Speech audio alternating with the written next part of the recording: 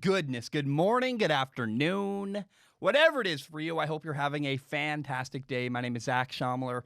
This is Strong Opinion Sports, episode 294. Thank you so very much for tuning in. I hope you're doing well. Happy Saturday. This episode's kind of a labor of love, where I have some notes I want to share from NFL Week 5 still. A couple things, Carson Wentz, the Vikings, Phillip Rivers, Baker Mayfield. There's a lot of things rattling around my head I want to share. I'm like, let's sit down, let's record those things. I'm also going to give you my Week 6 NFL predictions. I also want to say, I woke up this morning planning to wear a different shirt on the podcast, and I don't know if you have this problem. I have this problem all the time. I have 4 of these shirts. It keeps growing, too. Someone actually sent me one. Someone sent me this exact shirt because I couldn't find it. That's crazy to me, by the way. And I go to wear a different shirt, and then I look at this one, and it's like there's 3 of them hanging up there. They're all clean, and I'm like, you know what? I love this shirt. I got to wear it again. So maybe I know I'm probably crazy. Does anybody else have that problem, though, where you look at the shirt and you're like, you know what? Once again, I want to wear my favorite shirt. So I have no shame about it, right? It's comfortable. It's what I like. I don't know. I keep trying to wear a different shirt. It's just not happening.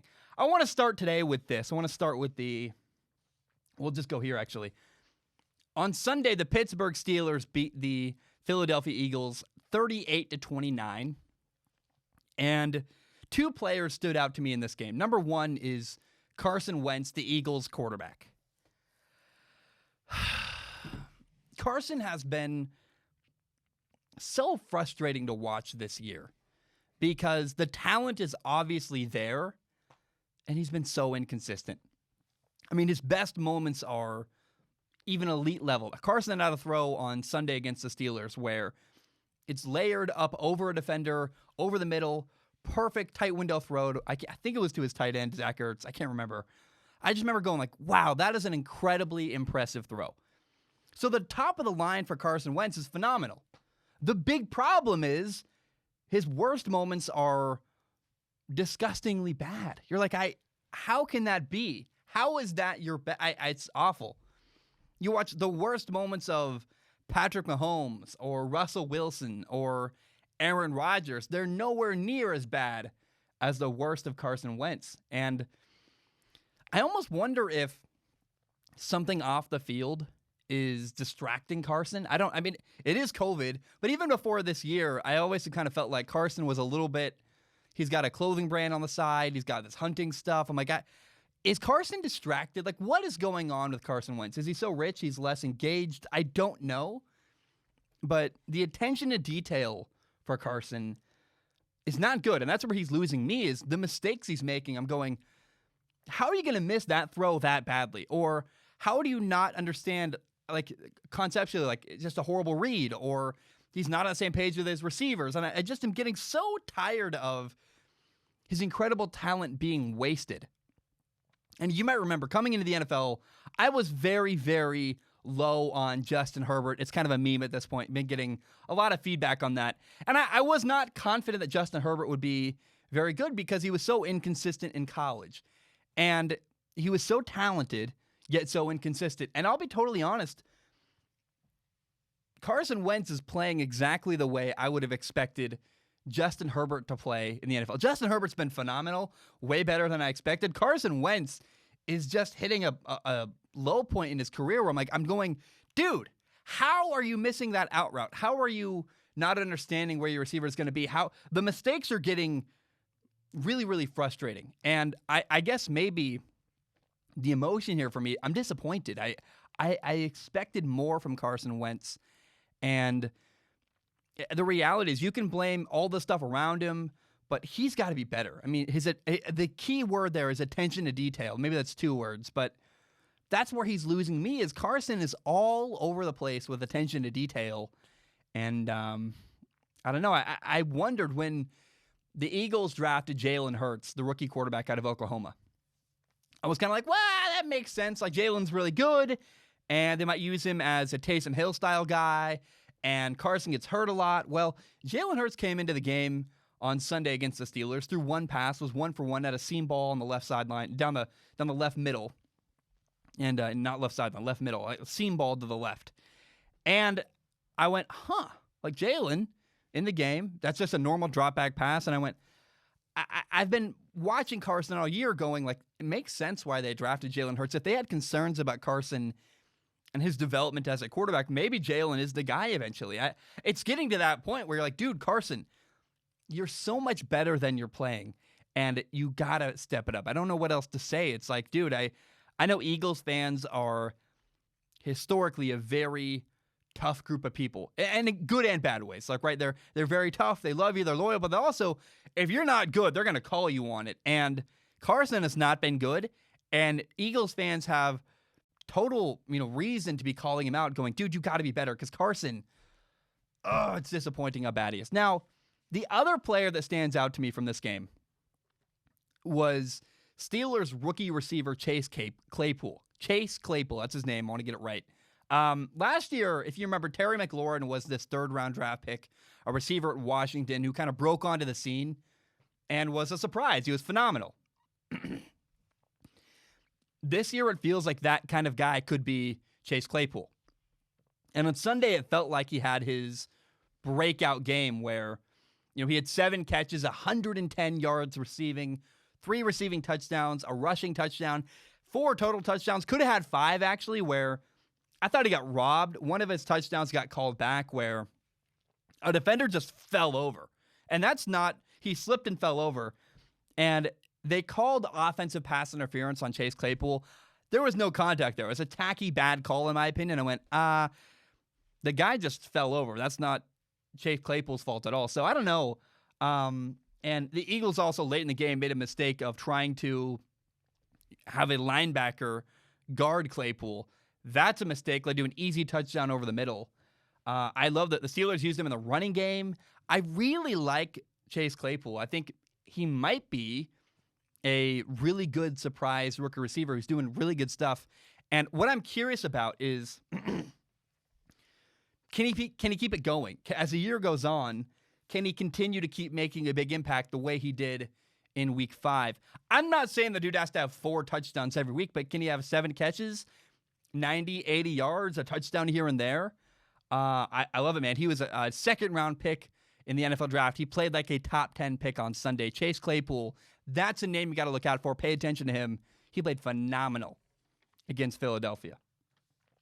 Now, I'm going to pineapple juice first real quick.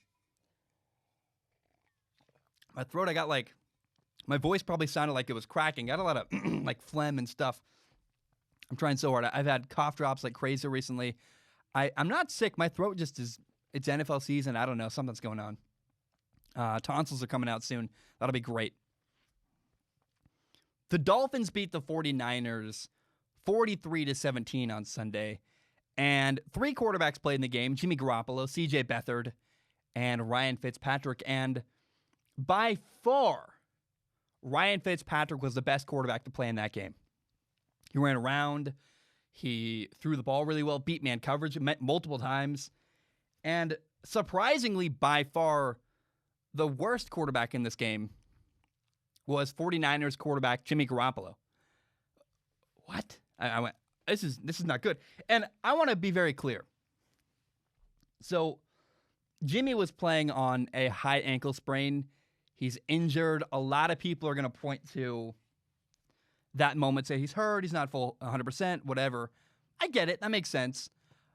And I don't mind giving Jimmy Garoppolo the benefit of the doubt. But he was so bad he got benched at halftime. And you can say injury, this or that, but I've been skeptical of Jimmy Garoppolo for a long time anyway. And this game just created more questions in my head. I'm happy if it's injuries, we'll see that down the road. He'll play better, no problem. But against the Dolphins, he had 2 horrendous interceptions right before halftime, back to back. He gave the Dolphins 2 field goals, just gifted them 6 points before halftime. And he was very inaccurate, threw a bunch of wobbly, awful passes. He could not beat the Dolphins' man-to-man coverage. And this is not the first time that Jimmy Garoppolo has struggled to throw the ball downfield. So I maybe it was the injury. And if you want to say that, I'm sure angry 49ers fans will say, it's the injury, it's the injury, it's the injury. I go, did you watch the Super Bowl? Because George Kittle was wide open multiple times in February and didn't get the ball. So as time goes on, we will see, right? Is it the injury? Or does Jimmy Garoppolo just have bigger problems? I don't know. And I'm not trying to call it Jimmy Garoppolo, but I want to say that there's problems going on in San Francisco. And we've seen problematic play from Jimmy Garoppolo consistently for a while now. And this game might have been an anomaly, worse than normal because of his ankle injury. Totally fine. But it could be that the opposite is true, and he's actually just really bad and really been struggling recently. So keep your eye on Jimmy Garoppolo. I'm not trying to hate on the guy, but there's definitely something going on. Maybe he's just really badly hurt. High ankle sprains are really painful. I can't imagine trying to throw a football with it because you're trying to plant on your foot. I get it. Like, it's hard. But regardless, something was weird there on Sunday, and it's been weird for a while. So keep your eye on Jimmy Garoppolo in San Francisco. By the way, Miami, there is no reason to play Tua Tagovailoa right now. He's your rookie quarterback. Ryan Fitzpatrick is playing phenomenal. You're winning games. You look really good. There's no hurry to play Tua. I keep seeing articles from people, maybe this is the week Tua Tagovailoa is going to play for the Miami Dolphins. Stop trying to rush that. There's no hurry. I don't see his hip was hurt coming into the NFL. Your team's playing well. Your quarterback's playing great. There's literally no reason at all to play Tua right now. Unless Tua beats out Ryan Fitzpatrick, be patient. Wait until that time happens. Just take your time. Let the guy do his thing. Get prepared. Get ready. Remember, Tua didn't have any offseason program, really. Had Zoom calls. He didn't have any training camp. No preseason. So let's relax and let Tua take his time. There's no hurry to play Tua. I know that Joe Burrow being out there and Justin Herbert makes people go, oh, we got to get our guy out there. We got to get our rookie quarterback out there to show we're the right team. We drafted the right guy. But there's no hurry. I'm begging you, relax, take a deep breath, take your time. There's no hurry to play Tua in Miami. All right, on Sunday, the Browns beat the Colts 32-23. I wanted to get that number right. Had to look down. And I want to talk about the two quarterbacks because, number one, Phillip Rivers is, I don't even know how to start here. It's very frustrating watching Phillip Rivers because, and I've been saying this from day one, it's still true. Phillip Rivers' problem is not his age. It's not his arm strength. He's made some good throws downfield. Like, Phillip Rivers is highly capable as a quarterback, physically. The problem is the dude keeps sabotaging his team with horrible, terrible interceptions. I watched that game against the Browns and went, Phillip, what are you doing? You're a veteran in the league. That's indefensible, that throw. And there's multiple like that. And there are just inexcusable bad throws Phillip Rivers is making, and it's hurting his team, like, badly. And, I mean, I've even seen people say, the Colts, all they need is a quarterback. And I really thought that, you know, Phillip Rivers threw a lot of interceptions last year with the Chargers, and I knew that he was going to throw interceptions this year with the Colts. I did a whole film analysis about it. But I was hoping that, you know, switching from L.A. to Indianapolis, I hoped that move would help him settle down and help him kind of kick that habit. It hasn't, like, at all. It's really bad, in fact, how he's playing. And Phillip, man, it's not good. And I'm rooting for Phillip Rivers. I like him as a human being. I want the Colts to be good, but Phillip Rivers is their problem right now. And he's got too many back-breaking interceptions to win football games right now. It's frustrating. It's disappointing because that's exactly what's happening in Indianapolis, and it's frustrating. Now, the Browns quarterback, Baker Mayfield, I want to be I hope people are patient with Baker Mayfield because Baker Mayfield is a work in progress right now. I'm excited to, when the year ends in maybe in March is when we'll do it. Right around March, maybe right after the NFL draft, maybe late April.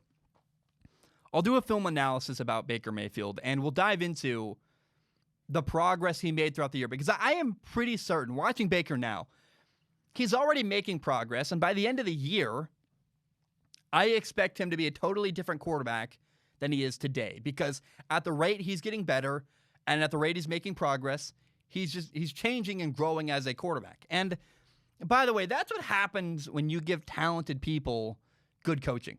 Baker hasn't had good coaching his entire career in Cleveland. It's similar to Sam Darnold, where Sam Darnold's had Adam Gase and a bunch of bad coaching, and you're like, man, these talented quarterbacks are getting screwed over with really bad coaching. And you can hate Baker. I understand.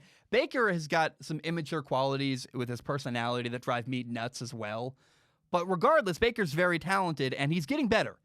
Now, I still see a couple problems with Baker Mayfield. Number one is, and this is like part A and part B, I guess, Baker needs to learn how to use touch. And there's two ways he needs to do that. Part A is that not everything needs to be a perfect fastball.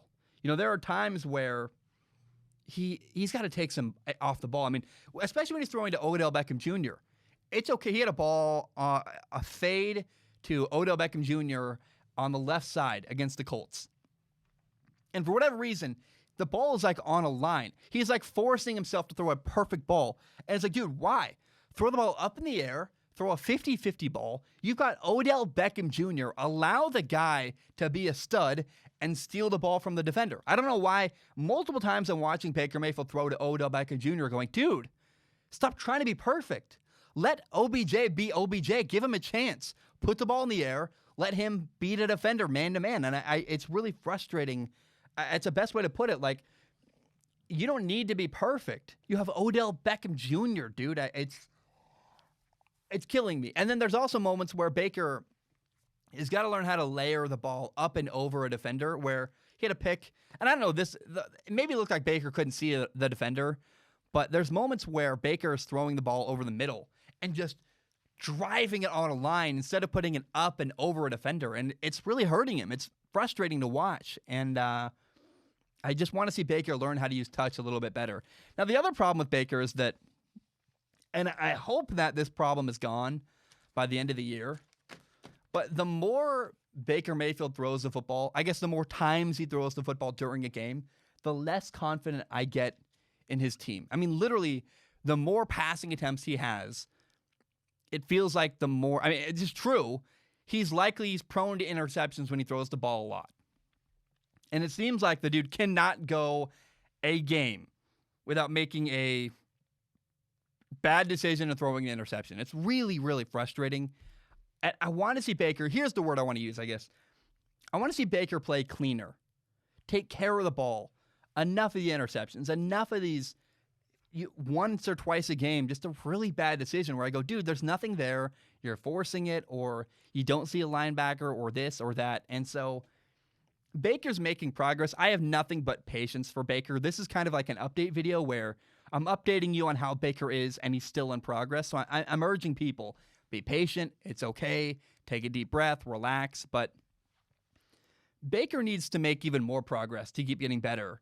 I'm confident, and I'm hopeful that he will. But I'm telling you, Baker is in flux right now. He's getting good coaching. He's growing as a quarterback. Give the guy time, and we'll see where he's at the end of the year. But those are some of my concerns of him right now and the ways he needs to grow, and we'll see if he does that as the year goes on. I'm trying to decide. Should I take a break or go to the Vikings? I feel okay. You know what? I want to power through. We'll take a break before we do the NFL predictions. You may or may not know, on Sunday Night Football this week, the Seattle Seahawks beat the Minnesota Vikings 27-26. And it was kind of a crazy game. Wet, rainy, Seattle night. Minnesota led 13-0 at halftime. Minnesota's defense, I mean, Mike Zimmer, I really am a fan of him and his ability to coach a defense where he had a great game plan. He had 2 high safeties most of the game and a really well-designed pass rush to often a delayed blitz or good stunts where as Russell would step up or move outside the pocket, there was a defender ready to meet him where he was going. And because of the delay or because of the stunt and the movement, it put did I say Baker? I meant Russell Wilson. It put Russell Wilson in trouble, and Russell Wilson got sacked on 3 drives in the first half that ruined those drives and did not allow them to score. And so I really, in the first half, was very, very impressed with Minnesota's game plan. And I got to say, it always felt like at some point Russell Wilson's going to flip a switch and turn on. He's Patrick Mahomes or Aaron Rodgers. I mean, Russell Wilson is not a guy you keep quiet for a long time. And I'm telling you, the two best quarterbacks in the NFL are Patrick Mahomes and Russell Wilson. You're just not going to hold them down for very long. And in a flash, this game went from 13-0 to Seattle leading 14-3 after very quick touchdowns because Kirk Cousins had a fumble and then an interception, giving the Seahawks great field position. Now, here's how the game ended, because I want to just skip ahead to the end of the game. And I'm very, very eager to talk about this because since I watched it yesterday, I've been like, this is very, very fascinating stuff to me. So the Vikings had the ball 4th and 1 on the 6-yard line. They had the lead 26-21, and exactly 2 minutes were left on the clock. 2-minute warning had just happened. And kicking a field goal would have given the Vikings a 29-21 lead. Remember, they're on the 6-yard line. They could score and kick a chip shot field goal like nothing. 3 points. They're up 29-21. That'd be an 8-point lead. And instead of kicking the field goal, instead of taking the easy play, the Vikings said it's 4th and 1 on the 6-yard line going in. We're going to go for it. They ran the ball. They got stuffed. Didn't get it. And in spite of the fact that Minnesota didn't get the first down, I really believe strongly that was the right call to make. And I'm not a nerdy analytics guy. I really believe in film and the power of, I get analytics have good arguments, but for me, I look at this and go, it actually reminded me of what the Raiders did against the Chiefs on Sunday, where they did the exact same thing, but they got the first down. If you remember, the Raiders went for it on 4th and 1 at the very end of the game. I think actually with 2 minutes left on the clock as well. They got it, and they didn't give the ball back to Patrick Mahomes. And that's a philosophy here that I agree with. You have to respect Russell Wilson, Seattle's quarterback. You're saying, we cannot afford to give the ball back to Russell Wilson. We're not going to let him have a final possession. And if you're playing Patrick Mahomes or Russell Wilson, a late 8-point lead is not safe. You can never feel safe if you're playing Russell Wilson or Patrick Mahomes. And the only way to guarantee victory is to just not give them the ball back. And so the Vikings tried. They failed, unfortunately. They failed where the Raiders did succeed. But unfortunately, again, the Vikings didn't get it on 4th and 1. And by the way, Mike Zimmer was right to not trust his defense against Russell Wilson. He said, we're not going to kick a field goal and then kick it off to Russell Wilson and give him the ball back because guess what happened? Russell Wilson drove 94 yards for the game-winning touchdown. He got the ball on the 6-yard line, his own 6-yard line, with 1:57 left. Drove down the field, won the game. He had multiple conversions on 4th down. And again, I'm not a big analytics guy, but if you can avoid giving Russell Wilson the final possession, you do that. That's why they went for it on 4th and 1. And your lead is never safe. So I'm really convicted that even though it didn't work out for Minnesota, Mike Zimmer did the right thing going for it on 4th and 1. It's a shame it didn't work out, but it was a good idea that if it worked, you look like a genius, you win the game. And even if you kick that field goal, you're still giving the ball to Russell Wilson. He did score a touchdown anyway. He probably would have gotten the 2-point conversion with more urgency, knowing he really needed those points to win the game. So, and then you don't want to go to overtime with Russell Wilson against Kirk Cousins, in my opinion. So I think the Vikings unequivocally did the right thing. By the way, I encourage you, if you get a chance to watch Seattle this year, watch Russell Wilson's deep ball. It's a phenomenal, phenomenal thing he does where he puts so much air under the ball. Literally just throws the ball high up in the air. And I wouldn't encourage every quarterback in high school to do this, but if you have one-on-one coverage, and so many quarterbacks are, even in the NFL, just trying to throw perfect throws when guys are wide open, or when you have one-on-one coverage and your receiver is way better. If you put the ball up in the air and allow your guy to run under it, and you trust your receiver to make a play, they just might. And Russell Wilson's the best in the league at putting the ball up in the air, letting his receivers run under the ball. And I watch guys like Baker Mayfield does this all the time. He had a throw against, was it 2 weeks ago? Whoever the Browns played 2 weeks ago.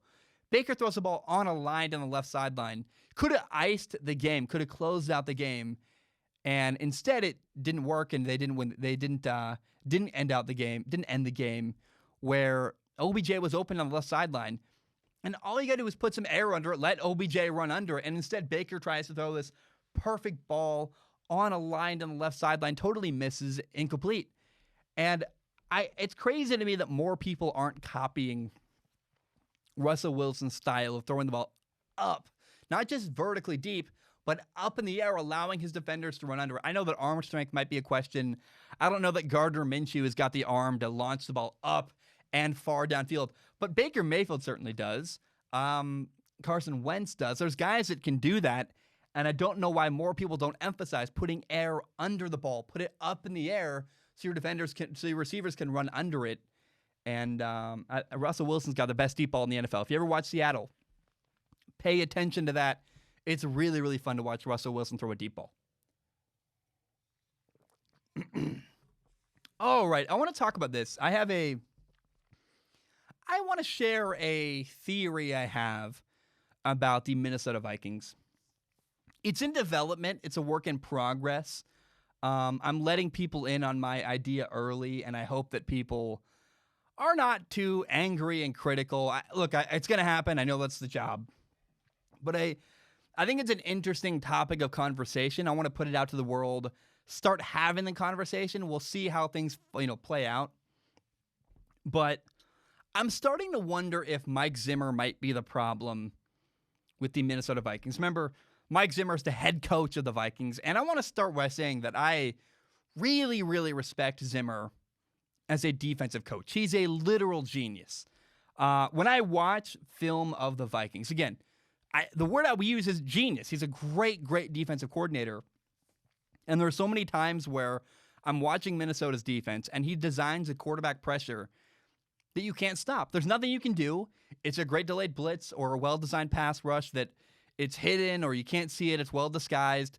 And the Vikings are so good at everything. I mean, really, their technique is flawless. And they have guys who are regularly in the right spot. And I know that when I watch film and go, I don't have an answer for that defense. That's just a good win by them. And I've seen that multiple times where Minnesota just wins. They make plays on defense where you go, there's no right answer there. And that's horrifying. When you're a quarterback and you go, even when you play back the film, you can watch it 11 times. The defense did everything right. There's nothing you can do. And the Vikings get that grade on film more than any team I've seen in the NFL where I go, there's just nothing to do with the football. There's no one open. They answered every solution you have. You got to just throw the ball away or take a sack. And it's incredibly frustrating, I imagine, to play Mike Zimmer because I watch film and I go, there's nothing there. And I have no idea what statistics or numbers say about Mike Zimmer's defenses, but I know that when I watch film, I see that Mike Zimmer is an elite defensive coordinator. He's phenomenal. He's one of the best in the NFL. Here's the problem. He's an amazing defensive coordinator, but you want to keep Mike Zimmer away from the offense. Mike Zimmer almost has this belief that throwing the football, that his offense throwing the football, let me clarify, he has this belief that throwing the football is something to overcome, like an obstacle rather than a helpful tool or a weapon that can be used with deadly effect against the other team. He's a very conservative, defensive-minded head coach. And defensive-minded head coaches, they've got weird relationships with quarterbacks already where they often are frustrated. They hate when guys have turnovers. And a guy like Mike Zimmer's philosophy is deeply rooted in a desire to run the football. I want to ask, why does it seem like Minnesota can never get the quarterback position right? They've had a lot of guys over the years, Sam Bradford, Case Keenum, Teddy Bridgewater, Kirk Cousins, Christian Ponder. There's names I'm forgetting too. There's a lot of guys. They've had a lot of bodies in and out of Minnesota over the years. And it's very possible that it's just because there's not a lot of good quarterbacks out there. That's fair. But they've also had a lot of offensive coordinators come in and out of Minnesota over time. And the only constant in this offensive frustration the Vikings have had, the only constant is Mike Zimmer. And I know you're like, he's a defensive coach. How could that be? But first of all, again, you want to keep him away from the offense because his philosophy can put handcuffs on your play calling and on your play design. But Mike Zimmer should not have any influence over the offensive side of the ball. He's a defensive guy, stick to defense. The problem is, as a head coach, he's always going to be involved. You can't just tell him. If he was a defensive coordinator, you could say, Mike, worry about the defense. Do your thing. You're the best in the world at it. Go do your job. Go do defense. But as a head coach, he's the guy hiring offensive coordinators. He's the guy signing off on everything. And he's got these beliefs where he's, on my team, we're going to run the ball, or, blah, blah, blah, blah. Not on my team. We're not doing X, Y, Z. He's limiting. He's holding them back. And Zimmer is this amazing defensive coordinator. Again, elite. I really think he's one of the best in the NFL. But the Vikings can't demote him to defensive coordinator and hire a better head coach that can oversee the offense and the defense. And unfortunately, and this is very brutal and maybe a step too far, but I don't see any other answer here, where it might be that the only way to make progress on offense for Minnesota is to get rid of Mike Zimmer. And I know that's controversial. I know that's what? Because Mike Zimmer, again, I think he's more respected in the NFL than he is by fans of the NFL. But Mike Zimmer is an incredible defensive coach. However, an awful tough reality is that at some point in today's NFL, you have to have a great offense. Having a great defense isn't enough. You have to score points. And you have to have, a lot of, I guess what I'm saying is the Vikings need innovation on offense. And I don't think they're ever going to get innovation on offense with Mike Zimmer as their head coach. And every coach seems to have a weakness. I remember Cliff Kingsbury in Texas Tech, his problem was recruiting. He couldn't recruit to save his life. This is Mike Zimmer's weakness, and the only way I see to solve it is to get rid of him, unfortunately. And that would mean letting a really good coach walk out of your doors, but there might be no other way forward other than that. So you might have to, that's the kind of the tagline here, you might have to get rid of Mike Zimmer. And I don't like that. Doesn't feel good, but sometimes to get better, you have to make a cut that is hurtful and hard. Is hurtful a word? I don't know. But I don't like saying that about Mike Zimmer. I respect Mike Zimmer a ton. But the Vikings offense needs help. And I don't know that they can make progress on Mike Zimmer as their head coach in Minnesota. All right, I'm going to take a short break. When I return, we'll do Week 6 NFL predictions. We'll have a good time. My name is Zach Schomler. I will be right back. All right, we are back. I hope we're doing well. Let's dive in. Week 6 of the NFL season is here. And if you remember, the way I do predictions and do a preview of the NFL week is that I kind of predict the theme of games and how a game is going to go, the general way it's going to be, rather than predicting a score, because I don't know how you can predict an actual score. But what you can predict is, hey, I think the game's going to go this way, and that's fun for me. That's what I do.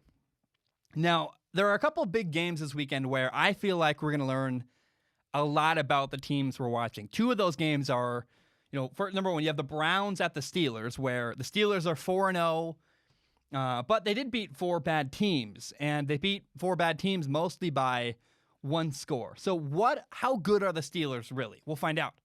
They're playing the Cleveland Browns, who are 4-1 for the first time in a long, long time. So how good are the Steelers? Big Ben looks really good. I watch the Steelers and I go, that looks like a playoff team in my opinion. But another question is, how about Chase Claypool, their rookie receiver?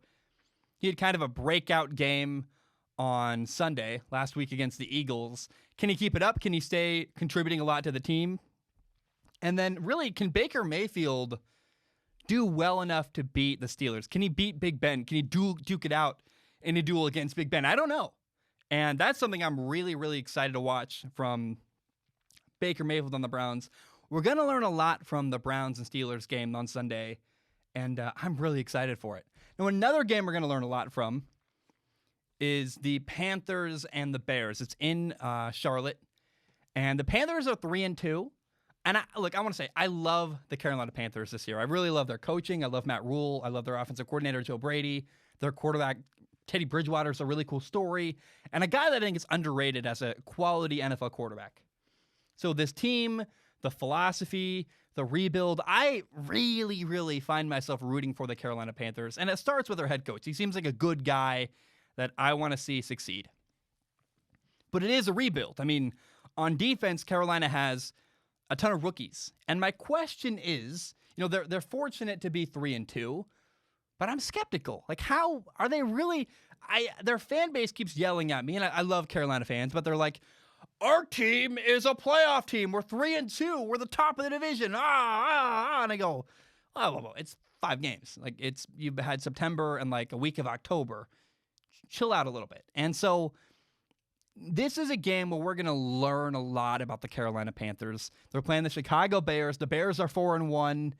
Now, Nick Foles also hasn't really played a great, clean game all year. So we're also going to learn about the Bears. I believe this will be an interesting, close game. That's what I'm hoping for. We're going to learn a lot about Nick Foles. How good is Nick Foles? How much has he grown? I think the more Nick Foles plays in this Bears offense, the more comfortable he'll get. His timing, his chemistry with receivers, everything about Nick Foles.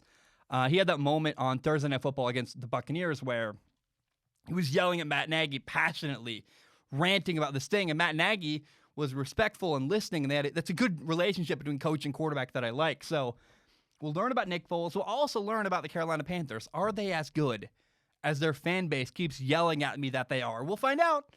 I'm going to watch it. Should be fun, and I hope that it's an interesting, close game. We'll find out if that actually happens on Sunday.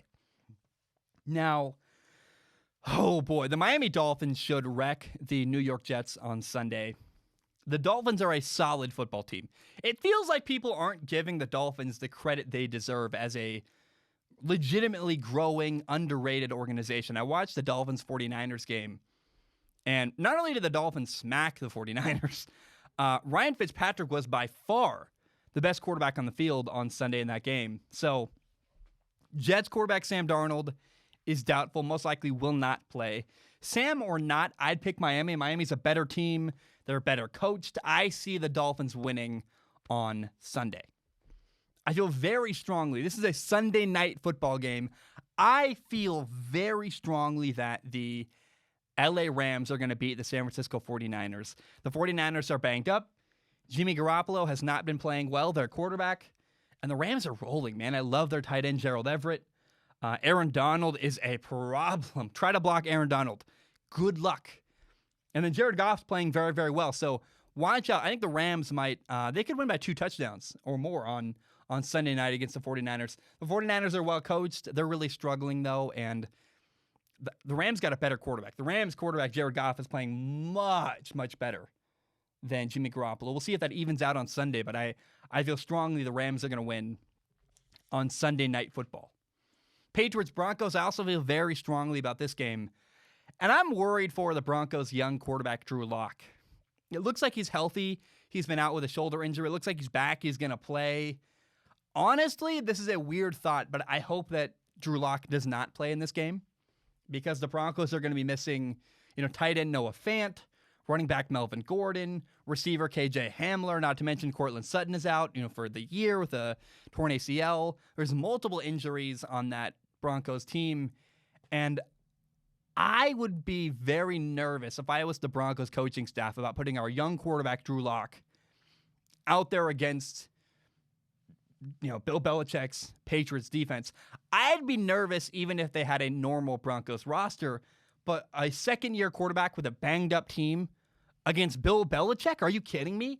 That seems like a recipe for disaster. So I would shield my young quarterback from playing the Patriots.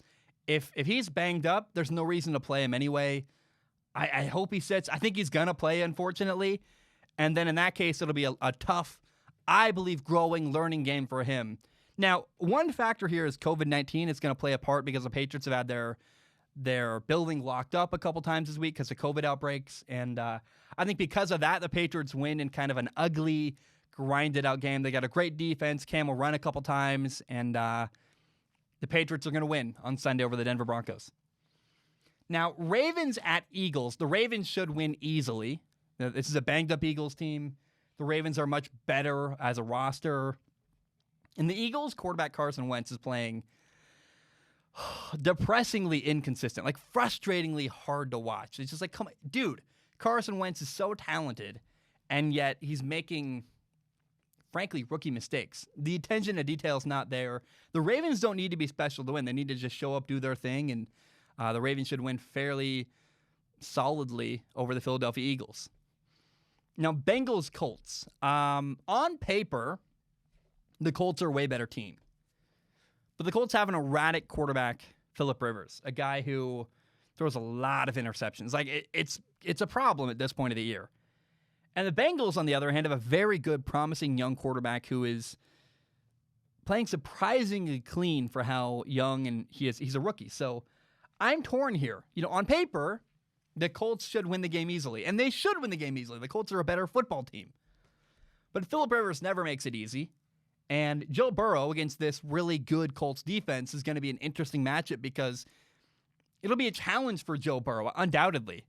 And he struggled against the Ravens last week. I mean, they really put him in his place a little bit because they're a really good football team.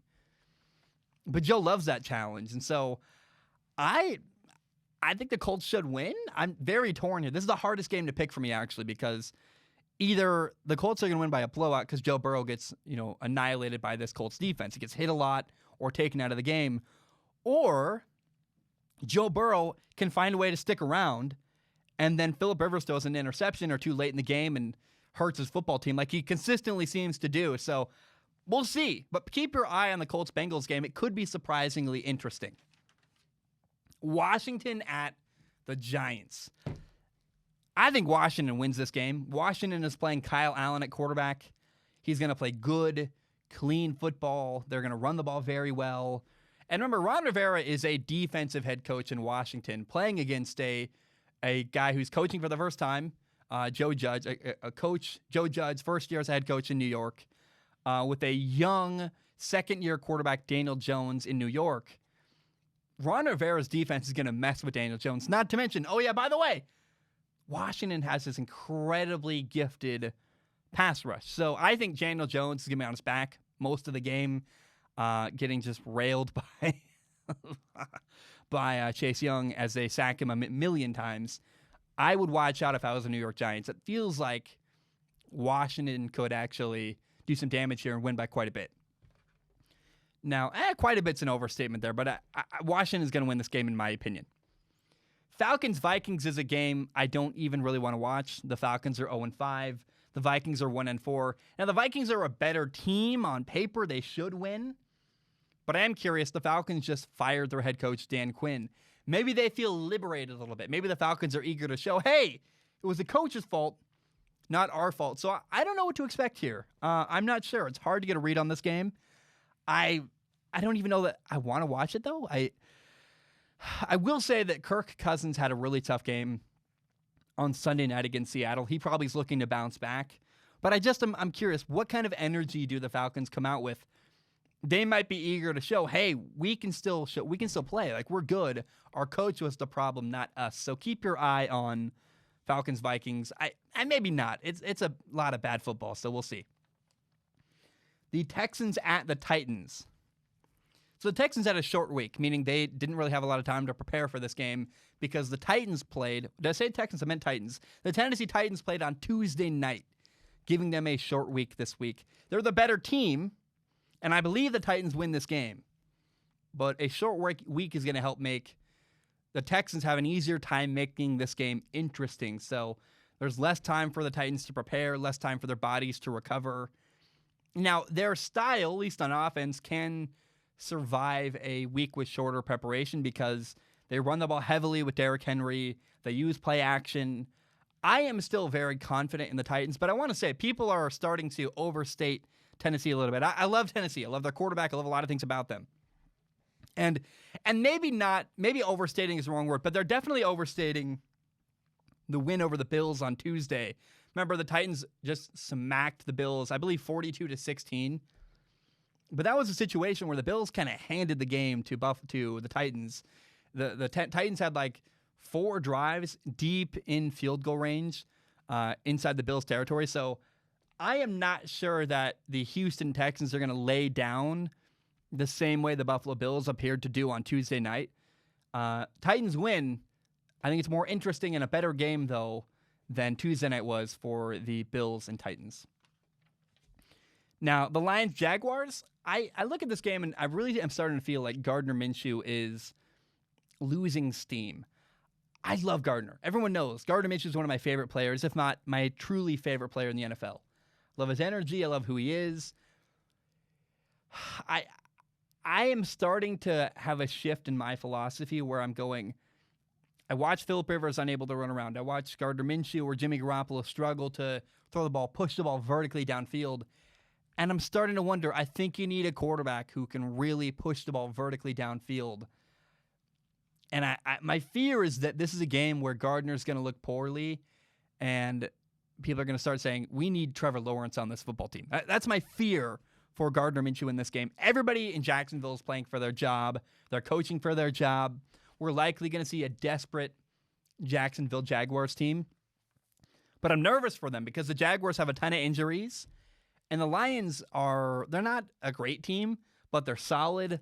They're competent. And if you give the Lions opportunities, they're going to beat you. So I'm nervous for Gardner Minshew and the Jaguars, to be totally honest, on Sunday. Now, here's a weird thought. The Sunday night football game is the Rams and the 49ers. And I get that at the beginning of the year, you'd go, yeah, that's a great game. At this point, it's not a great game. And I almost wondered why it wasn't bumped to a normal day game, because this feels like the Sunday night football game, in my opinion. You have Aaron Rodgers versus Tom Brady. It's a 4 o'clock on the Eastern time start. I guess 4:25. It's 1:25 in my Pacific time zone. The Sunday afternoon game. Aaron Rodgers versus Tom Brady. The Packers against the Tampa Bay Buccaneers. And I am confident in the Packers here. They had a week off to prepare for this game. The Packers are already a better team, in my opinion. But I hope this is fun, interesting, competitive. Anytime you have Tom Brady against Aaron Rodgers, like, oh, man, it's ripe for storytelling.